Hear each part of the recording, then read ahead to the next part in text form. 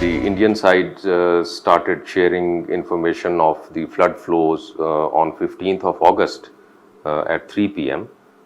With us, and we started disseminating the same information to the flood forecasting division of Pakistan Met Department at Lahore. So this flood information was concerning the Uj River, which is a right bank tributary of Ravi, and the quantum of the advance information in terms of flood was equivalent to 157,000 cusic. This information continued on 15th of August until 6 p.m.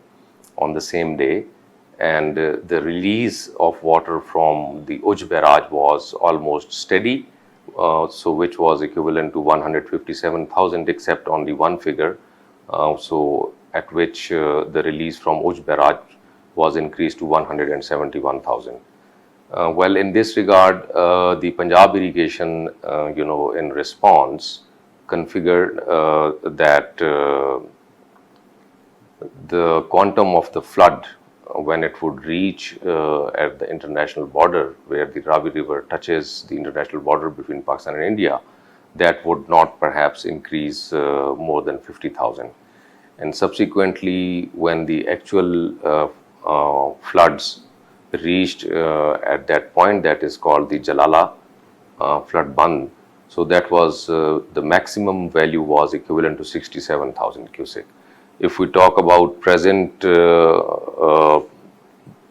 value of the flood in Ravi River at Jasser, so according to the data shared by the flood forecasting division at 12 noon, this was almost 15,000 cusics.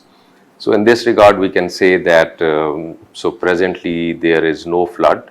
In terms of the category of the floods, the Ravi River is, the below low category in terms of the flood, and the Ravi River so basically starts experiencing the low flood at a value of 50,000 cusics. So far as the normal rainfall, the fact that in this monsoon season the rainfalls remained above normal, yes, it is correct, particularly in the month of July and August. If we compare the quantum of rainfall,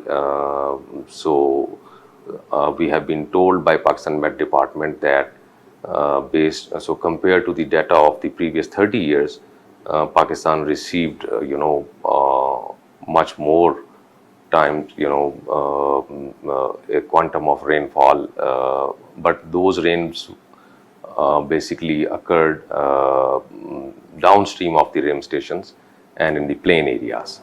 But also, since we are in the monsoon season, so rainfall events also occurred in the upper catchment, so which created the flood-like situation. And in response, India shared the flood data with Pakistan, as I explained earlier. It is also important to highlight that the flood information supply from Indian side is basically an obligation of India under the Indus Waters Treaty to provide to Pakistan under the Article 4, Paragraph 8 of the Indus Waters Treaty.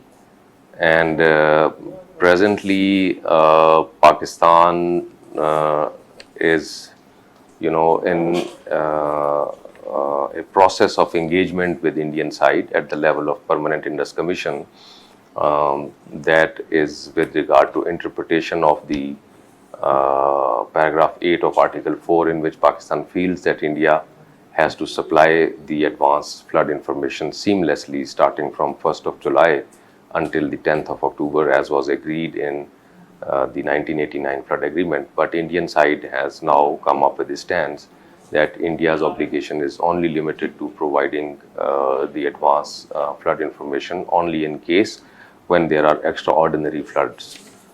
So that matter is still at the level of the Permanent Indus Commission. However, as far as Indian side is concerned, we noticed not only this year but also in the previous year and the year previous to the previous year, that Indian side supplied the advanced flood information in case of extraordinary discharges.